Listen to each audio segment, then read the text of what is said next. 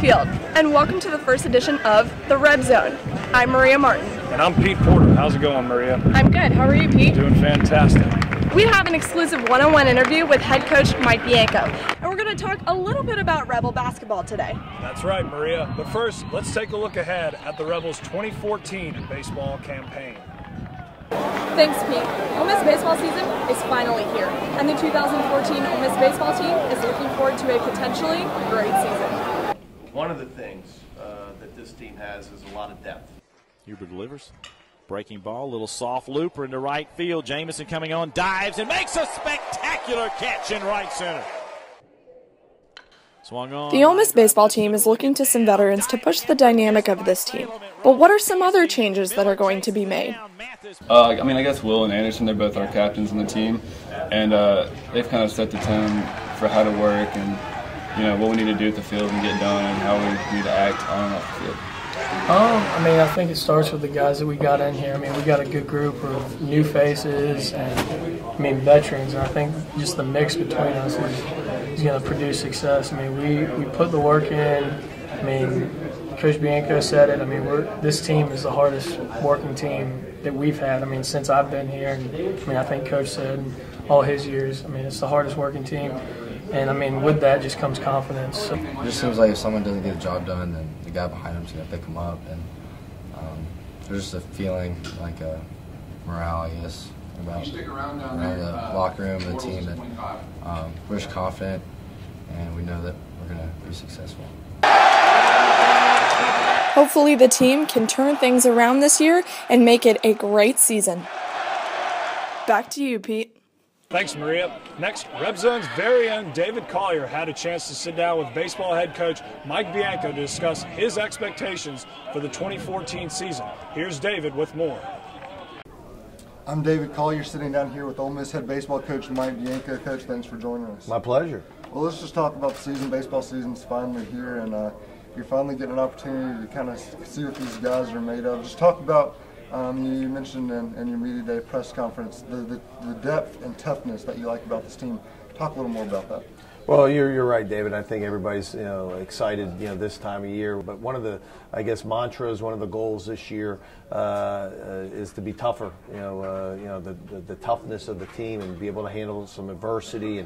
And throughout the fall, might have been the most difficult fall that we've ever put the guys through, from a strength training to conditioning to just practice. I think, and the guys, handle it with flying colors, and so super excited. I know they're excited for the season start, and a team that one of the toughest teams we've ever had here. And then looking at the pitching rotation, Chris Ellis, the Friday night guy. I know you've talked about before. You've kind of always had that guy, the Drew Pomeranz, the Lance Lynn's, the Bobby Walls, and Chris Ellis is a guy you feel like can fill in that role, but he just hasn't done it quite yet. What are you looking for him this year?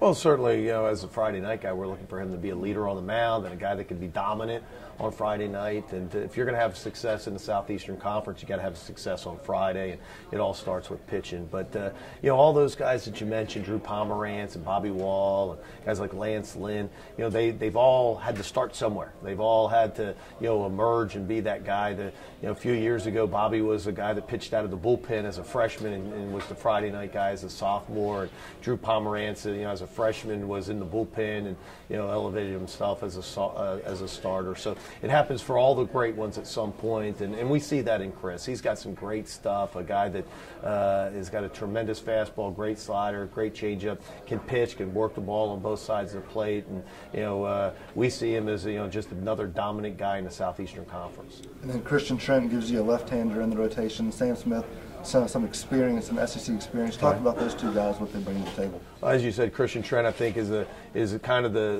good middleman for those two guys. You got a guy on Friday and Chris Ellis. It's got a big time fastball, big time breaking ball, and an excellent changeup as well. But then you come with a left-hander on Saturday, a different look, I think, for the opponents. A guy that's got a good fastball that's going to pitch in the high 80s, low 90s, but also has got a great slider and changeup. And then, as you said, Sam Smith on Sunday is really the veteran, of the staff as far as SEC games are concerned. A guy that's been in the heat of the fire, pitched, started a game in a regional last year. A guy that I think kind of falls under the radar a little bit of the success that he's had over the last 2 years. But he had a great fall and a great early spring, and excited about the way the rotation is right now. I want to talk about some position players. First of all, a lot of newcomers on this team, and Errol Robinson at shortstop, and you talked about a couple of outfitters in J.B. Woodman and Lee Braxton. Talk about the mixture of these younger guys that really haven't gotten an opportunity to do it yet, but mixing those in with those veterans that you've got as well.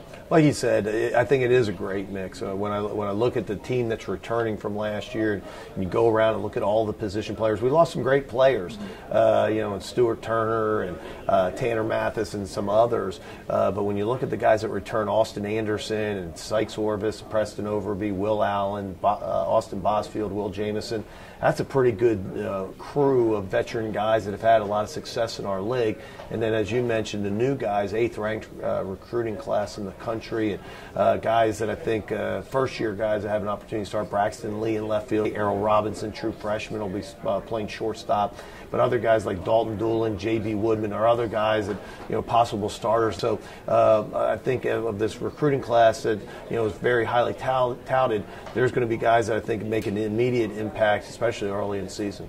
And you're entering your 14th season at Ole Miss, and obviously before you came here, not a lot of expectations for the baseball program, but that certainly has changed.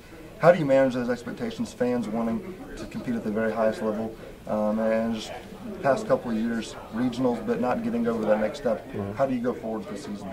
Well, I think, that's why people come here. That's why I think early on, it kind of has flipped, where we challenge the fans to have those expectations. As my boss said a long time ago, high expectations beat low reality any day of the week. And you want people to think that you're good. You want people to embrace the program and have high expectations. I think all the players that come here have those as well, so I don't see that as an issue.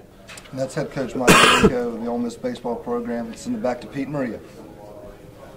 It's no secret that Ole Miss students like to come out here and relax during baseball games. Some students take it as far as even bringing a couch out here. But Ole Miss baseball players have some traditions of their own. Let's take a look at what some of the players think about tradition on game day.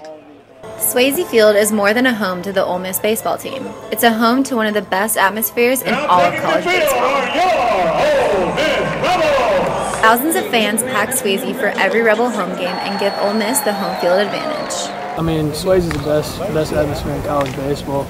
Honestly, that was a huge reason why I came to Ole Miss. I remember my, maybe junior year of high school coming to a Friday night game here.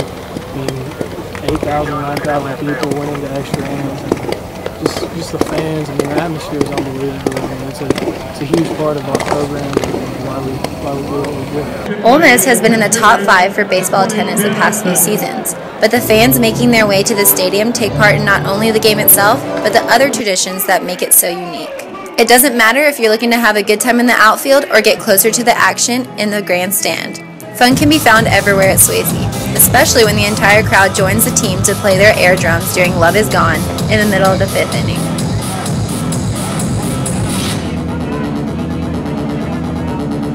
Yeah, it gets you pretty fired up, man. The first at-bat, SEC weekend at home, you get the jitters. The first pre-at-bat butterflies, but you got to get rolling. It's fun, man. It's loud. They're into it. It's a lot of fun.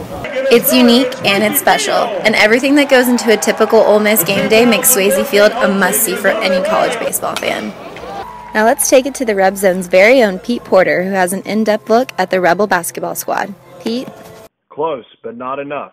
A phrase the Ole Miss Rebel basketball team has heard too often during the 2013 and 2014 season. A year removed from an SEC championship and with sharpshooter Marshall Henderson returning, Rebel fans were optimistic the team would make the NCAA tournament for the second year in a row. But 7 losses by 5 points or less and 3 losses by 14 points or more have almost completely ended their hopes. Unless the Rebels can win the SEC tournament for the second year in a row, they will be missing out on the big dance. 2 of their close losses were against Alabama and Mississippi State, who are ranked outside the RPI's top 115. Early season non-conference losses to Kansas State, number 13 Oregon, Mercer and Dayton are no help either to Ole Miss's bleak tournament resume. Despite Marshall Henderson averaging 19 points a game, lack of experience, poor shooting, and trouble on the boards have haunted the Rebels as they find themselves at the bottom of the SEC in defensive rebounding.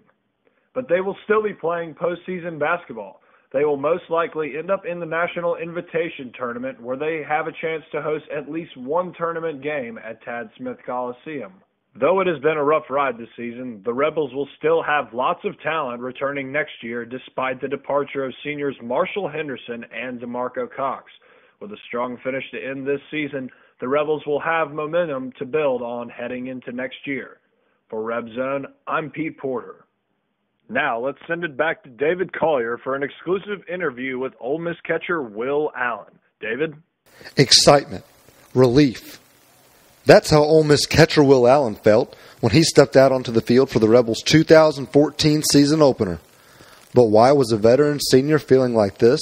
Well, because he was back at home.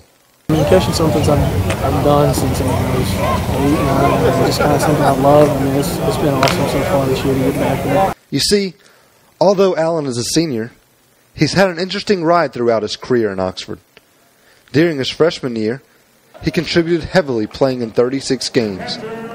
He won the starting job at catcher in his sophomore season and looked to be one of the top returners for Ole Miss last season. But then something happened. Stuart Turner happened. Turner was a junior college transfer that ended up starting at catcher over Allen. But that's not something to be ashamed of, especially considering that Turner led Ole Miss in hitting last season and won the Johnny Bench Award, which is given out to the nation's best catcher. So with Turner in the mix, Allen was fulfilling a different role for Ole Miss. He played some at first base, but was mainly the Rebels' designated hitter. That doesn't sound too bad, right? Well, Allen took a step backwards in his production at the plate. After hitting over 300 during his sophomore year, he hit just .231 last season and hit just 4 home runs. Obviously, that's not really what my game is. I mean, my game is basically drive out of the ballpark, score runs, just drive balls in the gap, try and hit the ball hard. I mean, I just really worked hard with Coach Dowling. So what was holding Allen back? Was it not being in the field every day? I mean, it's definitely a different mindset. I mean, it's just kind of that thing. I mean, you're purely a hitter. And my whole life I've been a catcher first and then hit. It did have a little bit of something to do with it, but I mean, at the same time, it's something that somebody on each team is a DH, and you gotta overcome it. And just kind of how it was. At least he doesn't have to worry about that anymore. Allen is once again manning things behind the plate for Ole Miss, and his bat seems to have found its old form as well. Allen hit 2 home runs and tallied 11 RBIs in the Rebels' first 4 games. I'd say that's improvement. And fortunately for Allen and Ole Miss fans, I don't think head coach Mike Bianco is going to take him from behind the plate anytime soon. I'm David Collier. Let's send it back to Pete and Maria. All right, that concludes the very first episode of The Reb Zone. We talked a little bit about everything today. That's right, Maria. We talked Ole Miss basketball, Ole Miss baseball, and some of the traditions surrounding Swayze Field. Be sure to tune in next week as we look at the hockey team as they head to nationals. That's all the time we have for you today. I'm Maria Martin. And I'm Pete Porter. Tune in next week to The Reb Zone.